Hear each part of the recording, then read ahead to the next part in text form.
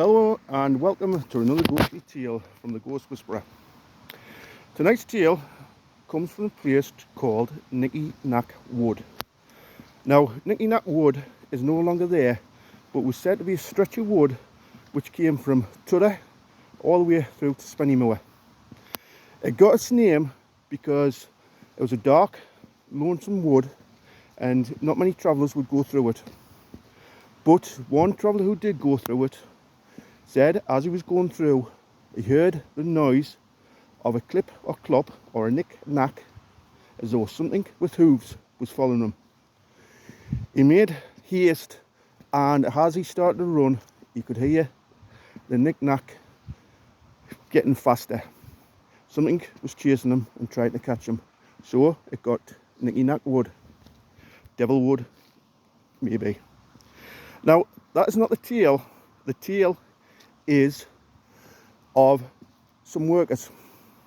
They'd been hired by a farmer to bring in the corn. The corn had been brought in, put in the stooks, and away for the harvest.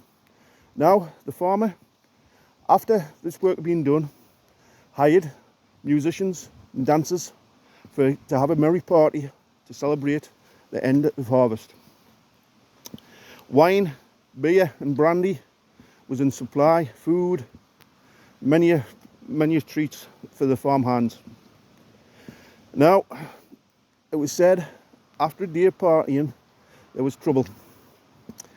Some said that the farmer had been stingy and hadn't given enough brandy and wine, whereas others said that some of the farm hands had been too greedy and drank too much. Anyway, a small party of farm hands had the idea to club together as much money as they could and for one of them to go and get another load of drinks.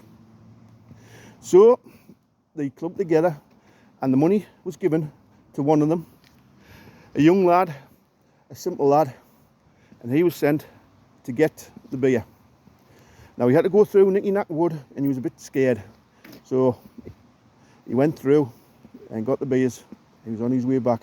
Unknown to him, one of his party had come up with the good idea to give him a fright. With a white sheet, his colleague waited in the woods, in Nicky Nack Woods, for the simple lad to come along.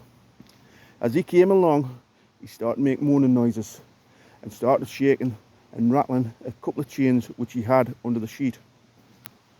Now, the young lad was terrified, but as he watched, he saw another figure behind this white ghost. The ghost behind him was a black ghost. And now the young lad looked and shouted, "Black ghost, get white ghost. Please, black ghost, get white ghost." And the fella in the white sheet started to laugh and shaking the chains. But then he heard a noise behind him, turned around and saw the black shadow behind him. Terrified, he off and ran with sheet and chains rattling and blowing in the wind. The white sheet was being chased by the black shadow.